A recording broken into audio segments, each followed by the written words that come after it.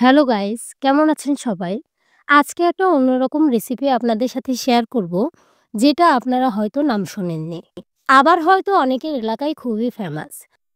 কারো এলাকায় যদি এটা খাওয়া হয় তাহলে কমেন্টে অবশ্যই জানাবেন। আর কারা এই ভিডিওটা নতুন দেখছেন, এই রেসিপিটা নতুন দেখছেন তারাও কমেন্টে জানাবেন।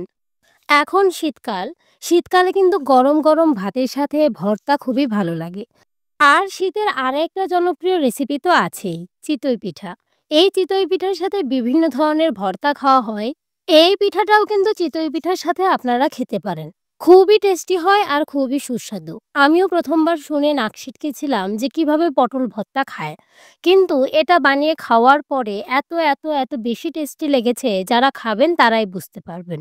অবশ্য এই পটল ভর্তা বিভিন্নভাবে করা হয়। আজকে আমি যেই উপায়টা দেখাবো এটা হচ্ছে সবচেয়ে টেস্টি উপায়। এইভাবেই পটল ভর্তা করলে সবচেয়ে টেস্টি লাগবে।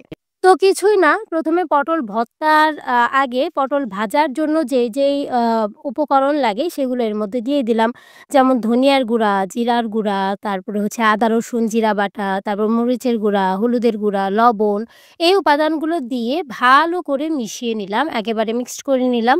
পটলগুলো মাঝখান বরাবর চিড়ে নিয়েছি, সেটা তো দেখতেই পাচ্ছেন। একটা কড়াই তুলে দিলাম, কড়াইয়ের পানিটা শুকিয়ে নিয়ে এর মধ্যে দিয়ে দিলাম একটুখানি তেল। তেলের মধ্যে ১ম এই আমি পেঁয়াজ এবং মরিচটা ভেজে নেব। এই পেঁয়াজ এবং মরিচটা কিন্তু একেবারেই কুচি করা হয়নি। মানে পেঁয়াজটা কুচি করা হয়েছে, তবে মরিচটা মাঝখান বরাবর চিড়ে নেওয়া হয়েছে। এটা কিন্তু ভর্তার জন্য আমাদের লাগবে। তো আমি ১ম এ এটা ভেজে তুলে নেওয়ার পর দিয়ে দিলাম পটল। পটলগুলো সিদ্ধ হওয়া পর্যন্ত আমাদের অপেক্ষা করতে হবে। আমি ১ম এই দিয়ে দেওয়ার পর ঢাকনা বন্ধ করে এটা সিদ্ধ হতে দিয়ে দিলাম। একটু জালটা আস্তে রাখবেন, মানে আঁচটা একটু আস্তে হলে ভালো হয়, তাহলে পটল সিদ্ধ হয় তাড়াতাড়ি। আমার পটল সিদ্ধ হয়ে গেছে, আমি একটু চাপ দিয়ে দেখে নিচ্ছিলাম যে সিদ্ধ হয়েছে কিনা। সিদ্ধ হয়ে গেছে, সিদ্ধ হলেই নামিয়ে নেওয়া উচিত। তারপরেও একটু ভাজা করলে ভর্তাটা আরেকটু টেস্টি হয়। আমি তাড়াতাড়ি করেই নামিয়ে নিয়েছি। বেশি পুড়ে গেলে আবার ভর্তা বেশি টেস্টি লাগবে না। দেখুন কি সুন্দর লাগছে। এটা দিয়েও কিন্তু অনায়াসে ২ প্লেট ভাত খাওয়া যাবে। মানে যাদের পটল ভাজা খুবই প্রিয়। এরপর পিশনির মধ্যে পটলগুলো দিয়ে দিলাম। পিশনিতে ভালো করে পটলগুলো পেস্ট করে নিলাম।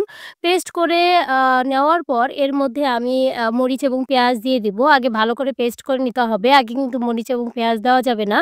এই একেবারে পেস্ট হয়ে গেছে। এরপরে দিয়ে দিলাম মরিচ এবং পেঁয়াজ, যেটা ১ম এ ভেজে রেখেছিলাম। লবণটা একটু কম দিয়েছি কারণ আমি ভাজার সময় লবণ ব্যবহার করেছি।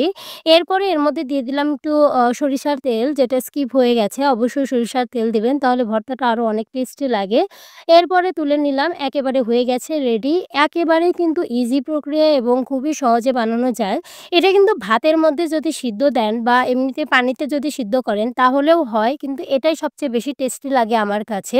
তো এভাবেই শেয়ার করলাম। ভিডিওটি দেখার জন্য ধন্যবাদ। ভিডিওটি যদি ভালো লেগে থাকে তাহলে লাইক, কমেন্ট এবং শেয়ার করতে পারেন। সাবস্ক্রাইব করে পাশে থাকতে পারেন। Thank you.